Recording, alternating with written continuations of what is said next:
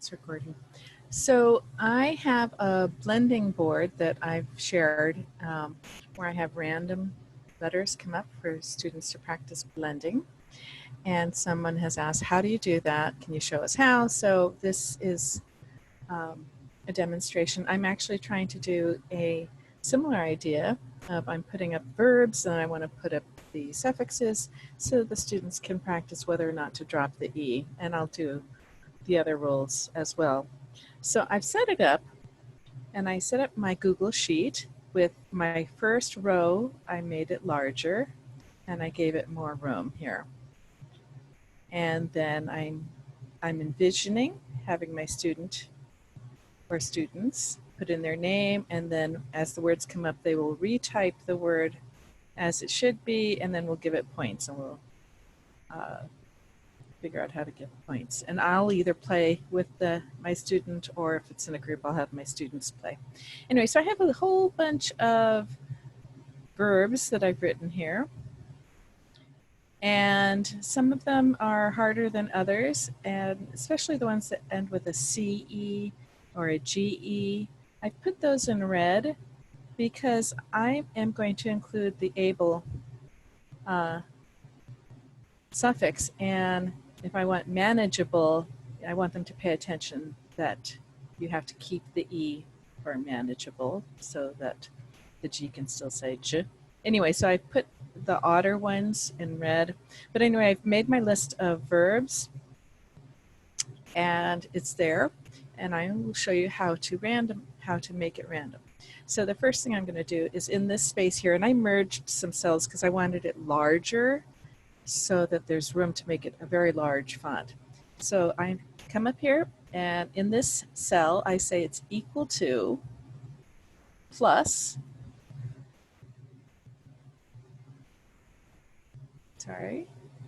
equal to plus, there we go, this cell down here, and I'm going to show it this cell here. This is A14. There. So whatever is in A14 is going to come here. And I've already changed the font to, actually no, why is it showing here? Oh, so this one, I made it 100 and I have centered it. And this one, I'm going to do the same thing, equals, plus, and this one was B14. I could go and point to it, or I could just write it in. Ing. And I've made it so that this one is centered. So I have a little space between my base word and my suffix. And my suffix is aligned to the left side. So there we go. So this is going to, it's just looking at the words here in A14 and B14 and retyping it here. So my student's going to have to say, okay, it's a silent E, I have a vowel suffix, I'm going to drop the E, and then retype the word slicing. Okay, so that's fairly straightforward, but how do I make it so it changes the word? So what I do is I go into Insert, and I'm going to make a drawing. In the drawing, I'm going to make something that looks like a button. So I'm going to use my shape tool here and pick something that looks like a button.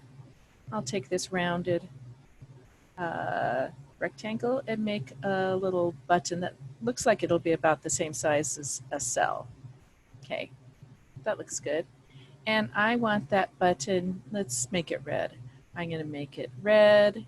I'm going to say that my fill color is going to be a very light red. Maybe I want the border color, I want it thicker. There we go. That looks okay. And then I'm going to put a text in it. And I want it to say change. Oh, but I think I want my text to be, sorry, I have to hit the more. I want it to be, text color to be red, and I want it centered. Okay, there we go. Okay, that looks like, oh, I wanted my text color red. do it? I didn't highlight it. Hello. Text color red. There we go. All right. There, that looks like a decent button. I'm going to hit save and close. When I hit save and close, it just pops it into the spreadsheet. And I'm going to take it and drag it down to this place here. Now comes the magic. I have to tell it what to do. So the first thing I do is I go to Tools, Macro. The word macro for spreadsheets just means this is something, an instruction I want you to carry out the same way again and again and again. Every time I use this macro, do the same thing. I'm going to record a macro. I don't have to write the script. I'm going to just demonstrate the steps I want it to take, and it is recording it. Excuse me, it's recording the steps, and it is writing the script. So I don't have to do it. So what do I want it to do? I want it to take this list of words here, and I'm going to highlight this list of words.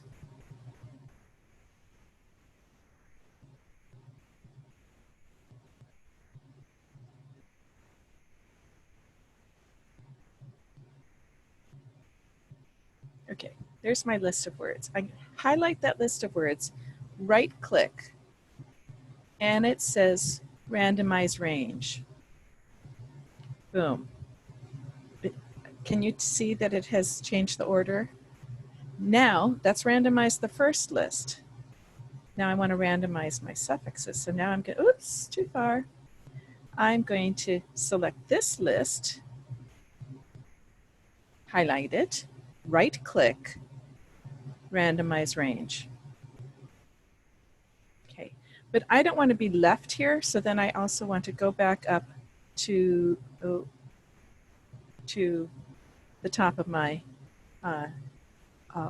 spreadsheet so that this is what the kids see when it's done. That's where I want to end up. So I'm done. I can now save this macro. And let's call it, what should we call this one? We will call it verbs, because I might do it again with nouns and make them into adjectives, or adjectives and make them, using ly, make them into adverbs. I don't know what I'm going to do yet, but I'm going to call this one verbs, and I hit save. It is now saving it. Now, I come to this drawing, tap on it, get the 3 dots. The 3 dots, one of the options is assign script. Assign script, and I'm going to call this verbs. That was the name of the script, the macro. There. So now I have told Google Sheets that every time I hit this button, you're going to run the macro that's called verbs, which just is asking the sheets to get that list of words and randomize the order, and then get the list of suffixes and randomize the order. So let's test it. If I hit change,